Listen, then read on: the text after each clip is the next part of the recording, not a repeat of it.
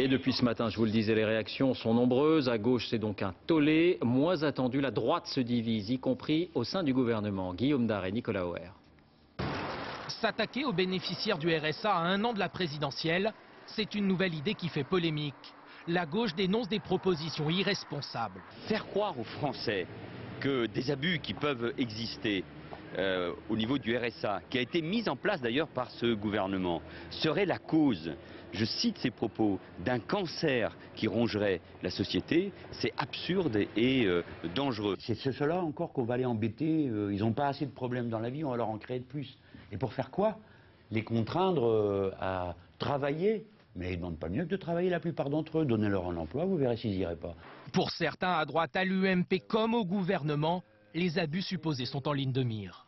Tout ce qui va dans le sens de pousser les gens à quitter un assistanat dont la majorité, j'allais dire, ils sont malgré eux. Mais dans une minorité aussi, par moment, a tendance à la trouver pas si inconfortable que ça, va dans le bon sens. Mais cette polémique n'épargne pas le gouvernement. Elle le divise même fortement. Roselyne Bachelot, en charge du RSA, recadre sèchement Laurent Wauquiez.